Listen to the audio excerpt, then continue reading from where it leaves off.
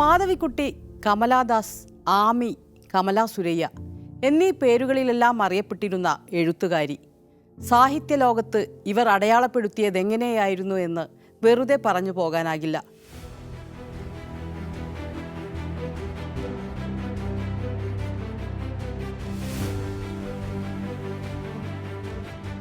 Victor യൂഗോവിൻ്റെ പാവങ്ങൾ വായിച്ചു തുടങ്ങിയ ബാല്യം.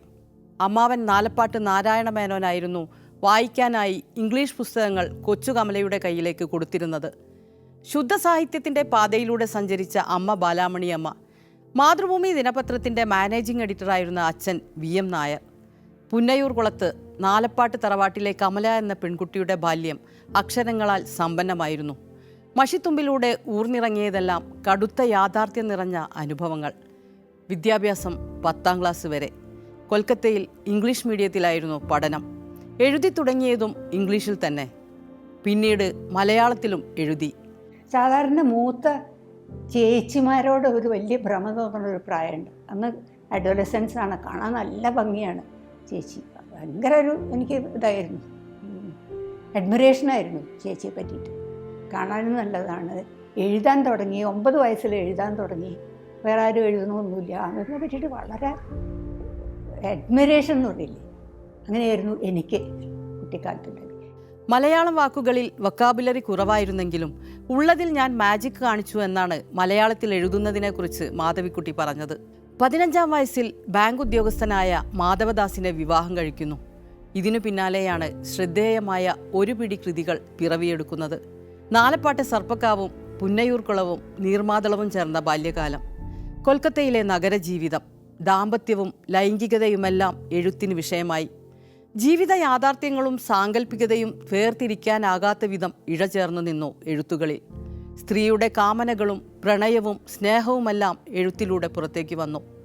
കമലാദാസ് എന്ന പേരിൽ ഇംഗ്ലീഷിൽ എഴുതിയ സമർ ഇൻ കൽക്കത്തയായിരുന്നു ആദ്യ കൃതി. ഞാനൊരാണിനെ കണ്ടു, ഞാൻ അയാളെ സ്നേഹിച്ചു. അയാളുടെ പേരെന്ത് എന്ന് എന്നോട് ചോദിക്കരുത്. പെണ്ണിനെ വേണ്ട ഏതൊരാണുമാണ് അയാൾ. പ്രണയം തേടുന്ന ഏതു പെണ്ണുമാണ് ഞാൻ എന്ന പോലെ. അയാളിലുണ്ട് പുഴകളുടെ ദാഹാർത്തമായ തിടുക്കം, എന്നിലുണ്ട് കടലിൻ്റെ തളരാത്ത കാത്തിരിപ്പ്. മാധവിക്കുട്ടിയെ പ്രശസ്തയാക്കിയ ആത്മകഥയായ എൻ്റെ കഥ പുസ്തകമായി പുറത്തിറങ്ങുന്നത് 1973 അതിനു മുമ്പ് SK നായരുടെ പത്രാധിപത്യത്തിലുള്ള മലയാള നാട് വാരികയിൽ ഖണ്ഡശയായി പ്രസിദ്ധീകരിക്കുകയായിരുന്നു. വായനക്കാരെ ഞെട്ടിച്ചുകൊണ്ട് ദാമ്പത്യ ജീവിതത്തിൻ്റെ ലൈംഗികതയുടെ തുറന്നെഴുത്തുകൾ വലിയ കൊടുങ്കാറ്റായി മാറി. എൻ്റെ വസ്ത്രങ്ങൾ പിടിച്ചു വലിച്ച് ഊരിക്കളഞ്ഞിട്ടും ലജ്ജയുടെ ഒരു ഇരുമ്പ് കവചം എൻ്റെ ശരീരത്തിൽ ബാക്കിയായിരുന്നു. അത് എൻ്റെ ചലനങ്ങളെ അന്തസ്സില്ലാത്തവയാക്കി മാറ്റിയിരുന്നു. ഞാനൊരു കോളേജിൽ വിദ്യാർത്ഥിനി ആയിരിക്കുമ്പോൾ തന്നെ മാധവിക്കുട്ടിയെ വായന തുടങ്ങിയിട്ടുണ്ട്. പക്ഷേ മാധവിക്കുട്ടിയുടെ ആത്മകഥ വന്നതോ അല്ലെങ്കിൽ അതുണ്ടാക്കിയ വിവാദങ്ങളോ ആത്മകഥ പരമ്പരയായി വരുന്നതോ ഒന്നും ഞാൻ വായിച്ചിട്ടുണ്ടായിരുന്നില്ല. അത് എന്നെയൊക്കെ സംബന്ധിച്ചിടത്തോളം അത് വളരെ അപ്രസക്തമാണെന്നാണ് ഇപ്പോൾ എനിക്ക് തോന്നുന്നത് കേട്ടോ. കാരണം പുരുഷന്മാരായ വായനക്കാരെ സംബന്ധിച്ചിടത്തോളം അവർക്ക് പ്രണയബന്ധങ്ങളുണ്ടായിരുന്നു, അതുണ്ടായിരുന്നു, ഇതുണ്ടായിരുന്നു എന്നൊക്കെ അറിയാനുള്ള ഒരു ആകാംക്ഷ കൂടുതലുണ്ട്. എന്നെ സംബന്ധിച്ചിടത്തോളം എനിക്ക് അങ്ങനെയൊന്നും തോന്നുന്നേയില്ല. കാരണം അവരെന്താണോ അവരുടെ ഒരു ഇന്നർ ലൈഫും അവർ പറയാൻ ശ്രമിച്ചതും എന്താണോ എന്നുള്ളത് ഞങ്ങൾ സ്ത്രീകളുടെ തലമുറയെ വായനക്കാരികളെ വളരെയധികം വിമോചനം എന്ന് പറയാം, ലിബറേറ്റ് ചെയ്തു നമ്മൾ പറയില്ലേ, അതേപോലെ ഞങ്ങൾക്ക് ഇങ്ങനെ വളരെ വെളിച്ചവും കൂടുതൽ ദൂരം നടക്കാനുള്ള ഊർജവും തന്നിട്ടുള്ള എഴുത്തുകളായിരുന്നു. സ്നേഹത്തിനെ പറ്റി, സ്നേഹത്തിൻ്റെ ഭാഗമായിട്ട് തന്നെ ശരീരത്തിനെ പറ്റി ഒക്കെയാണ് അവർ പറഞ്ഞിരുന്നത്. അപ്പോൾ ഇന്ന് നോക്കുമ്പോൾ ശരീരത്തിനെ പറ്റിയുള്ള ഒരു എഴുത്തോ ഫെമിനിസ്റ്റ് ഒരു മുന്നേറ്റത്തിന് ശേഷം അതൊക്കെ അപ്രധാനമാണ്, അതൊക്കെ വന്നു കഴിഞ്ഞു. പിന്നെ എന്തുകൊണ്ടാണ് ഇപ്പോഴും മാധവിക്കുട്ടി പ്രസക്തയായിരിക്കുന്നതെന്ന് ചോദിച്ചാൽ അവർ ഒരുപാട് അടരുകളുള്ള ഒരു എൻറ്റിറ്റി ആയിരുന്നു. ഇപ്പോൾ എല്ലാ ഋതുക്കളും വസന്തവും വർഷകാലവും ഒക്കെ ഒരുമിച്ച് വന്നാൽ എങ്ങനെയിരിക്കും? അല്ലെങ്കിൽ ഒരു മരം ഒരു കൊമ്പ് പൂത്തും ഒരു കൊമ്പ് തളിർത്തും ഒരു കൊമ്പിലിങ്ങനെ ഫലങ്ങളൊക്കെ തൂങ്ങിയും അങ്ങനെ നിൽക്കുന്നൊരു മരം എങ്ങനെയായിരിക്കും? അതേപോലെയുള്ള കുറേ കാര്യങ്ങൾ ആയിട്ടുള്ള ഒരു ജീനിയസ് ആയിരുന്നു മാധവിക്കുട്ടി. മാധവിക്കുട്ടിയെ വ്യക്തിപരമായിട്ട് അറിയുമോ എന്ന് ചോദിച്ചാൽ അറിയാം. ഇവിടെ എറണാകുളത്ത് വന്ന ശേഷം ഞാൻ ഒരുപാട് പ്രാവശ്യം വീട്ടിൽ പോയിട്ടുണ്ട്. 2 ആഴ്ച കൊണ്ട് വാരികയുടെ കോപ്പി 1,00,000 വർദ്ധിച്ചു. പ്രശംസയേക്കാൾ ഏറെ വിമർശനവുമായി ലോകം മാധവിക്കുട്ടിക്ക് നേരെ തിരിഞ്ഞു. കുടുംബത്തിൽ നിന്നും വിമർശനങ്ങൾ ഉയർന്നു. എൻ്റെ കഥയുടെ പ്രസിദ്ധീകരണം നിർത്തിവെച്ചു. എഴുത്തുകാരിക്ക് ശാരീരിക അസ്വസ്ഥതകൾ ഉള്ളതിനാൽ പ്രസിദ്ധീകരണം താൽക്കാലികമായി നിർത്തിവെക്കുന്നു എന്ന് എഡിറ്റർ SK നായർ. എന്നാൽ അച്ഛൻ VM നായർ പ്രസിദ്ധീകരണം നിർത്തിവെക്കാൻ മലയാള നാടിനോട് ആവശ്യപ്പെടുകയായിരുന്നു എന്ന് മാധവിക്കുട്ടി പറയുന്നു. ഇതുപോലെ ഒരു ആത്മകഥ എഴുതുന്നത് തുണി ഉരിയുന്നത് പോലെയാണെന്ന് ചിലർ എന്നോട് പറഞ്ഞു. ശരിയാണ്. ഞാൻ ആദ്യം വസ്ത്രങ്ങളും ആഭരണങ്ങളും അഴിക്കും. അതിനുശേഷം ഈ ഇളം തവിട്ടു നിറത്തിലുള്ള തൊലി ഉരിഞ്ഞ് എൻ്റെ അസ്ഥികൾ മുറിക്കുന്നു. തികഞ്ഞ സത്യസന്ധതയോടെ ഒന്നും തന്നിൽ തന്നെ സൂക്ഷിക്കാതെ തുറന്നെഴുതുന്നതിനെക്കുറിച്ച് മാധവിക്കുട്ടി പറഞ്ഞതിങ്ങനെയാണ്. ഞങ്ങൾ ഈ കൽക്കട്ടയിലൊക്കെ വളർന്നിട്ടുള്ള കുട്ടികളാണ്. ഈ വളരെ ചുരുങ്ങിയ ചിന്താഗതി ഞങ്ങൾക്കായിരിക്കും, അല്ല കസിൻസിനൊക്കെ ഉണ്ടായിട്ടുണ്ടാവുമായിരിക്കും. നാട്ടിൽ കുറച്ച് വ്യത്യാസമായിട്ട് ഉള്ള ആൾക്കാർക്ക് ബന്ധുക്കളൊക്കെ ഉണ്ടാവില്ലേ, കസിൻസൊക്കെ അവർക്ക് എന്തെങ്കിലും തോന്നിയിട്ടുണ്ടാവും. പക്ഷേ എന്തായാലും ഒരു കോൺട്രവേഴ്സി ഉണ്ടാക്കുന്നതിനെ പറ്റിയിട്ട് ഒരു പ്രയാസം തോന്നും. മനസ്സിലായില്ലേ? കോൺട്രവേഴ്സി ഉണ്ടാക്കിയിട്ട് കരയണത് ചേച്ചി തന്നെയാണ്. അച്ഛനാവട്ടെ അമ്മയാവട്ടെ മാമി എന്തിനാ അങ്ങനെ എഴുതണമെന്ന് ചോദിക്കുക, അങ്ങനെ ഉണ്ടായിട്ടില്ല. ചിലത് എന്തെങ്കിലും അവർക്ക് സന്തോഷം ഉണ്ടായിണ്ടാവില്ല. പക്ഷേ തിരിച്ച് ഒന്നും പറയില്ല. ദേഷ്യപ്പെട്ടിട്ട് ഓർമ്മയില്ല. അമ്മയ്ക്കൊന്നും ദേഷ്യപ്പെടാൻ അറിയില്ല. എന്നാൽ പിന്നീട് എൻ്റെ കഥ സാങ്കല്പികവും ഭാവനാത്മകവുമാണെന്ന് പറയേണ്ടി വന്നു എഴുത്തുകാരിക്ക്. പ്രാർത്ഥനയുടെ അടിസ്ഥാന രൂപങ്ങൾ കൈകാര്യം ചെയ്യുന്നത് പോലെ സെക്സിനെ കുറിച്ച് അവർ വിശകലനം ചെയ്യുന്നു. ആത്മകഥാപരമായ യാഥാർത്ഥ്യങ്ങൾ അവർ ആവിഷ്കരിക്കുന്നു. അതോടൊപ്പം തന്നെ ആത്മസുഖത്തിനു വേണ്ടി സ്വന്തം യാഥാർത്ഥ്യങ്ങൾ സൃഷ്ടിക്കുകയും ചെയ്യുന്നു. ഈ കലാസൃഷ്ടി ഒരേ സമയം ആത്മകഥയും സ്വപ്ന സാഹിത്യവുമാണ്. പുസ്തകത്തിൻ്റെ പുറംചട്ടയിൽ എഴുതിയ കുറിപ്പിൽ KP അപ്പൻ എഴുതി. 86ാം പതിപ്പിലെത്തിയ ഈ പുസ്തകത്തിന് വായനക്കാരേറെയാണ് ഇന്നും. വിമർശനങ്ങളെയെല്ലാം സധൈര്യം പിന്നിട്ടുകൊണ്ട് മാധവിക്കുട്ടി എഴുത്തുകൾ തുടർന്നുകൊണ്ടേയിരുന്നു. നീർമാതളം പൂത്ത കാലം, ബാല്യകാല സ്മരണകൾ, ഒറ്റയടിപ്പാത എന്നിവ ഓർമ്മക്കുറിപ്പുകളായും, നഷ്ടപ്പെട്ട നീലാംബരി, ജാനുവമ്മ പറഞ്ഞ കഥ, പക്ഷിയുടെ മണം, നെയ്പായസം, കോലാട്, ചന്ദനമരങ്ങൾ, വണ്ടിക്കാളകൾ തുടങ്ങി കഥകളും നോവലെറ്റുകളുമായി പുറത്തു വന്നു. ബാലാമണിയമ്മ എന്ന അമ്മയെക്കാളും ഇഷ്ടപ്പെട്ട കൊച്ചുവമ്മമ്മ എന്ന മുത്തശ്ശിയും വീട്ടിലെ ബാല്യക്കാരുമെല്ലാം പലയിടങ്ങളിലായി കടന്നു വന്നു. മക്കളിൽ ഇരുണ്ട നിറമുള്ള കുട്ടിയായതിനാൽ തന്നോട് സ്നേഹക്കുറവുണ്ടെന്ന് പരാതി പറഞ്ഞു. അവരുടെ അമ്മമ്മ അവർക്ക് വലിയൊരു സാഹിത്യ ബിംബവുമായിരുന്നു.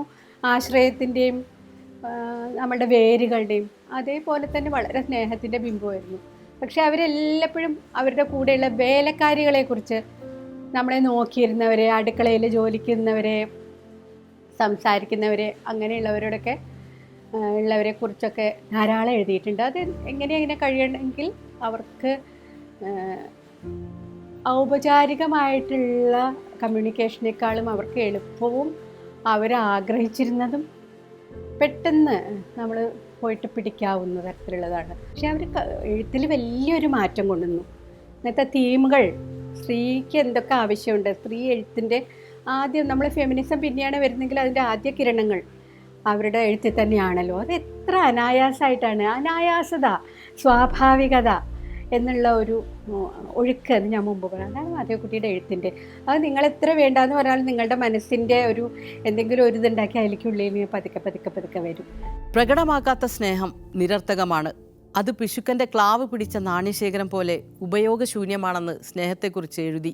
പ്രണയത്തിൽ ശ്രീകൃഷ്ണൻ കാമുകനായി പലയിടങ്ങളിലെത്തി. ഞാൻ ആദ്യമായി ശ്രീകൃഷ്ണനെ കണ്ടത് കൽക്കത്തയിൽ വെച്ചാണ്. അന്ന് പാർക്ക് സ്ട്രീറ്റിലുള്ള ഒരു മോട്ടോർ കമ്പനിയുടെ മുകളിലാണ് താമസിച്ചിരുന്നത്. എൻ്റെ കഥയിൽ മാധവിക്കുട്ടി എഴുതി. ചേച്ചിയുടെ കൂടെ കളിക്കാൻ എനിക്ക് വലിയ ഇഷ്ടമാണ്. അപ്പോൾ ആമയപ്പ പറയും, ഞാൻ ശ്രീകൃഷ്ണനാണ് കല്യാണം കഴിക്കാൻ പോണത്. ശ്രീകൃഷ്ണൻ അവിടെ ഉണ്ട്, ഇവിടെ ചിത്രങ്ങളുണ്ടാവുമല്ലോ, ശ്രീകൃഷ്ണനാണ് എൻ്റെ ഭർത്താവ്, ഞാൻ അങ്ങനെയൊക്കെ പറയും. അപ്പോൾ എനിക്കിഷ്ടം അതൊക്കെ കേൾക്കാൻ. അമ്മമ്മ പറഞ്ഞു കൊടുത്തിട്ടുണ്ട്, അമ്മയുടെ അമ്മ പറഞ്ഞു കൊടുത്തിട്ടുണ്ട്, കൃഷ്ണനാണ് ഞങ്ങൾ കല്യാണം കഴിച്ചു കൊടുക്കുക, ആമയെ കൃഷ്ണനാണ് കല്യാണം കഴിച്ചു കൊടുക്കുക, പുതിയ ഭർത്താവാണ് കൃഷ്ണൻ എന്നുള്ള മാതിരി അങ്ങനെയായിരുന്നു അമ്മമ്മ പറഞ്ഞു കൊണ്ട് കൊടുക്കുന്നത്. ഞങ്ങൾ അങ്ങനത്തെ ഒരു കുടുംബമാണല്ലോ. വൈകുന്നേരം സ്കൂളിൽ നിന്ന് ആമയപ്പോൾ വരുമ്പോഴേക്കും അന്നൊക്കെ സാരി ഉടുക്കും, ചെറുതാകുമ്പോൾ തന്നെ കുട്ടികൾക്ക് സാരി എടുക്കും. ഈ ബംഗാളിൽ ഈ കരയുള്ള സാരി ഉണ്ട്. അപ്പോൾ ആമയപ്പ് സ്കൂൾ വിട്ട് വന്ന് ബാഗൊക്കെ അങ്ങോട്ട് വെച്ചിട്ട് വന്നിട്ടുണ്ടെങ്കിൽ കൃഷ്ണനാണ്. അപ്പോൾ ആമയപ്പ് പറയണത് കൃഷ്ണനാണ് ആമയപ്പിൻ്റെ ഭർത്താവ് എന്നാണ് പറഞ്ഞത്, ശ്രീകൃഷ്ണൻ. ആ ചെറുപ്പത്തിൻ്റെ സമയത്ത് മറ്റേതൊക്കെ ഉണ്ടായിട്ടില്ല, എത്രയോ കാലം കഴിഞ്ഞിട്ടുള്ളതാണല്ലോ. അപ്പോൾ എന്നോട് പറയും, ഞാൻ കൃഷ്ണനെയാണ് കല്യാണം കഴിക്കാൻ പോണത്, അപ്പം ഇങ്ങനെ നല്ല സാരി ഉടുക്കണം എന്തൊക്കെയോ പറയും, എന്നൊക്കെ വേഷം കെട്ടിയിട്ടൊക്കെ ചെയ്യും. അപ്പം ഞാനിങ്ങനെ മുകളിലിങ്ങനെ അങ്ങനെ കോണിപ്പടിയുടെ മുകളിലിങ്ങനെ ഇരിക്കും. അപ്പോൾ ആമയപ്പം ഇങ്ങനെ അതിൻ്റെ അടിയിലിങ്ങനെ നിന്നിട്ട് മഷി ഉണ്ടല്ലോ, മഷി ഇങ്ങനെ വിരലിൻ്റെ മുകളിലിങ്ങനെ ആക്കിയിട്ട് ആ കോണിപ്പടിയുടെ ഇടയിൽ കൂടെ കൈ ഇങ്ങനെ കളിക്കും.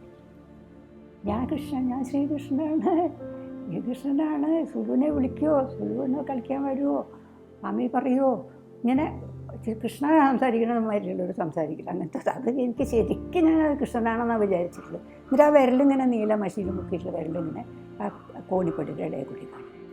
ഇങ്ങനെയെല്ലാം സ്വപ്ന സാഹിത്യവും യാഥാർത്ഥ്യവുമെല്ലാമായി സ്വതന്ത്രമായ എഴുത്തുകൾ ആ നീണ്ടുമെലിഞ്ഞ വിരൽത്തുമ്പിൽ നിന്ന് പെയ്തിറങ്ങുകയായിരുന്നു. ഗാന്ധിയൻ വിശ്വാസികളായ മാതാപിതാക്കളുടെ ലളിത ജീവിതം നിറങ്ങളെ സ്നേഹിച്ച മാധവിക്കുട്ടിയെ ആകർഷിച്ചിരുന്നില്ല. അണിഞ്ഞൊരുങ്ങാനും ആൾക്കൂട്ടത്തിൽ ആകർഷകയാകാനുമെല്ലാം ഏറെ ഇഷ്ടമായിരുന്നു. എഴുത്തുകാർ ആക്ടിവിസ്റ്റുകളാകണമെന്നും മാധവിക്കുട്ടി കരുതിയിരുന്നു. 1984 ലോക്സഭാ തെരഞ്ഞെടുപ്പിൽ മത്സരിച്ചത് ഇങ്ങനെയാണ്. സ്നേഹം എൻ്റെ മതം എന്നായിരുന്നു മുദ്രാവാക്യം. 1780 വോട്ട് മാത്രമാണ് കിട്ടിയത്. ഇത് എഴുത്തുകാരിയെ വല്ലാതെ നിരാശയിലേക്ക് എത്തിച്ചു. ജീവിതത്തെ, സ്ത്രീത്വത്തെ ജീവിച്ചും രചനാശൈലി കൊണ്ടും ആഘോഷിച്ച ഈ എഴുത്തുകാരി 65-ാം വയസ്സിൽ വീണ്ടും പ്രണയത്തിലേക്ക് എടുത്തുചാടി. പ്രണയം ഇസ്ലാം മതത്തോടായിരുന്നു. 1999 ഡിസംബർ 16 കമലാ സുരയ്യ എന്ന പേര് സ്വീകരിച്ചു. എനിക്ക് തോന്നുമ്പോൾ കൃഷ്ണൻ്റേതായിട്ടുള്ളൊരു കൃഷ്ണ കാമന കൊണ്ടാണ് അവർ ശരിക്കും മതം മാറിയത്. പ്രണയം കൊണ്ട് തന്നെയാണ് അവർ മതം മാറിയത്. അതൊക്കെ അനൗൺസ് ചെയ്ത പഴയ റെക്കോർഡിങ്സ് ഒക്കെ ടി വിയിലൊക്കെ ഉണ്ടെങ്കിൽ കാണാം. അവരുടെ മുഖത്ത് ഇങ്ങനെ ഭയങ്കര തെളിച്ചും പ്രണയം കൊണ്ട് മാത്രം വരുന്ന ഒരു എന്താ പറയുക, ഒരു ചന്ദ്രൻ ഉദിക്കുന്ന പോലെ ഉണ്ടാവുമല്ലോ നമ്മുടെ മുഖത്ത്, അതൊക്കെ അവരുടെ മുഖത്തുണ്ടായിരുന്നു. ഭയങ്കര ഒരു അനുഭവമായിരുന്നു. അത് അവർ നിഷേധിച്ചിട്ടുമില്ല.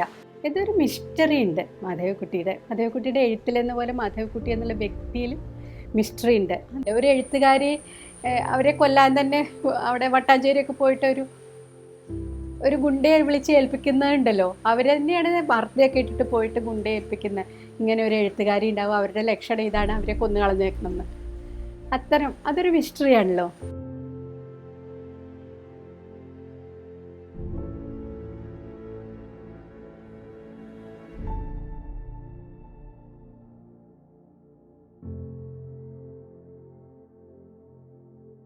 തികച്ചും മതേതരമായ ചുറ്റുപാടിൽ വളർന്ന എഴുത്തുകാരിയുടെ മതം മാറ്റം മക്കളെയും കുടുംബാംഗങ്ങളെയും വിഷമിപ്പിച്ചിരുന്നുവോ?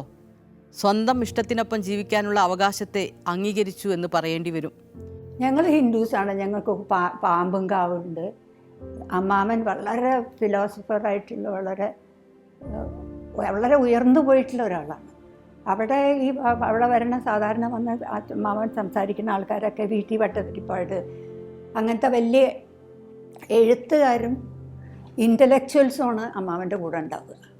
ആ വീട്ടിലാണ് പണ്ട് എല്ലാവരും വന്നിട്ട് പന്തിഭോജനം എന്നൊക്കെ പറഞ്ഞിട്ട് എല്ലാ ജാതിക്കാരും, അബ്ദുറഹ്മാൻ സാഹിബൊക്കെ ഉണ്ട്, അവിടെ വന്നിട്ട് ഇലയിട്ട് ഊണ് കഴിക്കൽ, അങ്ങനെയൊക്കെ. നാലപ്പാട്ട് വീട് അങ്ങനത്തെ ഒരു വീടായിരുന്നു. അപ്പോൾ എല്ലാവരും ക്ഷമിക്കാനും സ്നേഹിക്കാനും മാത്രമേ നാലപ്പാട്ടുള്ള ആരും അതിനെ എഗൻസ്റ്റായിട്ട് പറയില്ല. പക്ഷേ ആമയപ്പം മതം മാറണ സമയത്ത് അമ്മാമനും ഇല്ല, അമ്മമ്മയില്ല, അവരാരും ഇല്ലല്ലോ. പൊതുസമൂഹത്തിൽ ഇതേറെ ചർച്ചയായി. കമലാ സുരയ്യയുടെ ജീവനു തന്നെ ഭീഷണിയുണ്ടായി. മതം മാറ്റത്തെ തുടർന്ന് സമൂഹത്തിലുയർന്ന വിദ്വേഷവാക്കുകളൊന്നും താങ്ങാനുള്ള കരുത്ത് കമലാ സുരയ്യക്കുണ്ടായിരുന്നില്ല. പിന്നീട് കേരളത്തോട് വിട പറഞ്ഞ് പൂനെയിലെ ഇളയ മകൻ്റെ അടുത്തേക്ക് കമലാ സുരയ്യ യാത്ര തിരിച്ചു. ഒടുവിൽ 75-ാം വയസ്സിൽ പൂനെയിലെ ജഹാംഗീർ ആശുപത്രിയിൽ വെച്ച് കമലാ സുരയ്യ എന്ന നക്ഷത്രം ഓർമ്മയിലേക്ക് നീങ്ങി. തിരുവനന്തപുരം പാളയം ജുമാ മസ്ജിദിൽ കബറിടമൊരുക്കി. അങ്ങനെ മരണത്തെ ഭയമില്ലാതിരുന്ന കമലാ സുരയ്യ ഭൂമിയിൽ നിന്ന് യാത്രയായി. നാലപ്പാട്ടെ പൈതൃക സ്വത്തായ നീർമാതളം സാഹിത്യ അക്കാദമിക്ക് നൽകിയ കമലാ സുരയ്യയുടെ പേരിൽ അക്കാദമി നിർമ്മിച്ച സ്മാരകം ഓർമ്മകളും പേറി നിൽക്കുന്നു.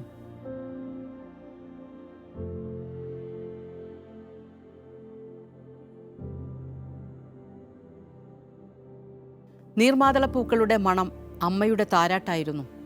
രാത്രികാലങ്ങളിൽ ഞാൻ ഉറങ്ങിക്കിടക്കുന്ന അമ്മയുടെ ആശ്ലേഷണത്തിൽ നിന്ന് സ്വന്തം ശരീരത്തെ മോചിപ്പിച്ച് എത്രയോ തവണ ജനലിലേക്ക് ഓടിയിട്ടുണ്ട്, പൂത്തു നിൽക്കുന്ന നീർമാതളം ഒരു നോക്കുകൂടി കാണുവാൻ.